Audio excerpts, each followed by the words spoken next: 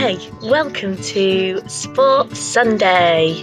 If you don't know what Sports Sunday is, last year we started some fun games for all abilities and all ages on the field outside of church.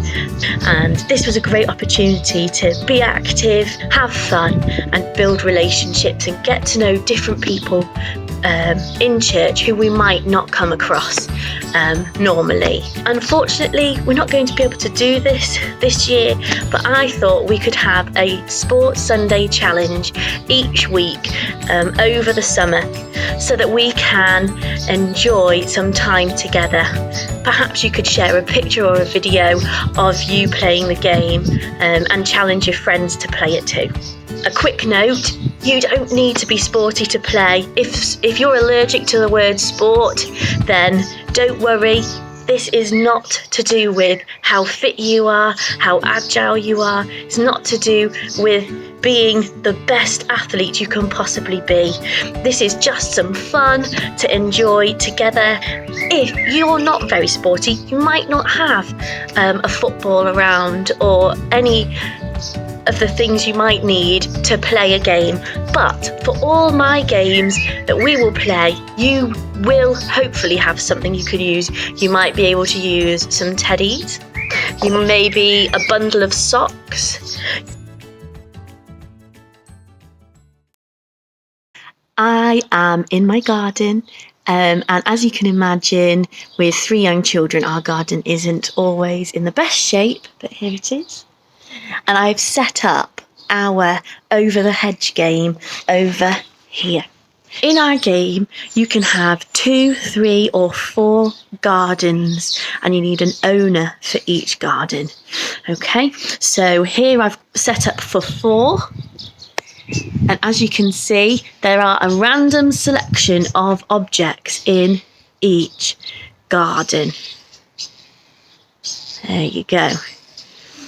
I've used a hose pipe there for one hedge, and I've used 2 skipping ropes tied together with a piece of wood at the end to mark out the other hedge. And the aim of this game is to make sure nothing is in your garden at the end of the game. We have agreed we have one hedge along there. And we've agreed there are no rules. You can throw the items wherever you want. The only rule is you're not allowed in the other person's garden.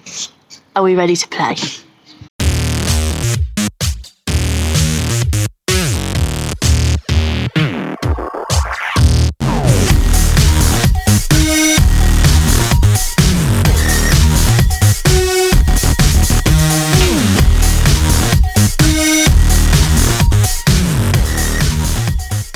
And the results are Emily, 13, Craig, 15. Emily is victorious!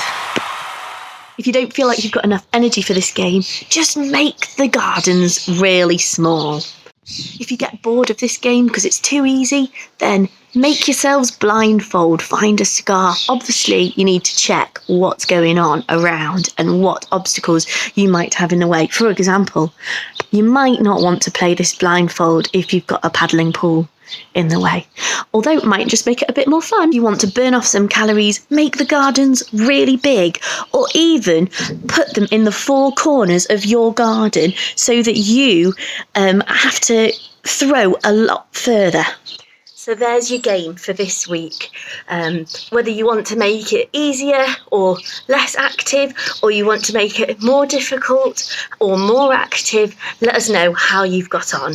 People say that in sport, our supporters play a vital role in how we perform in the game, whether we perform well or not.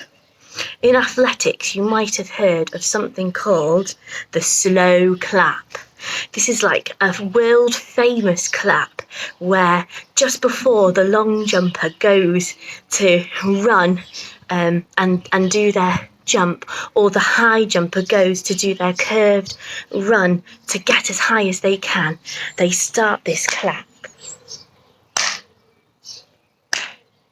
And the clap gets faster and faster and faster and faster until the long jumper is ready to do their run and jump as far as they can. And it is well known that this can really help be a make or break for that jumper, whether they're going to jump the furthest they've ever jumped or flop. I wonder why. I wonder what's so important about that clap. I know some of it is to do with how aggressive they feel, whether they are ready and pumped enough to do that jump. But I wonder if psychologically it's also about support, feeling encouraged, feeling supported. Bible, a guy called Paul writes to a place called Thessalonica. And he writes to some friends and tells them and encourages them about a church that they've just set up. And he says this: "Therefore, encourage one another and build each other up, just as in fact you are doing." He's encouraging them to encourage one another in their faith and in their lives. I wonder if you can think of someone who has encouraged you and helped you in your faith or in your life and made a difference. Here is my second challenge for this week. I wonder how many ways you can find that to encourage each other during and after the game that we just played over the hedge. My example is afterwards have a handshake and say well played. But there must be other ways. Can you tell us? My second point is there someone you know who might need encouraging this week? Maybe you could send them a WhatsApp video call or record a message for them. Maybe you could write them a letter or send them a picture. Let us know what you've done in the comments below.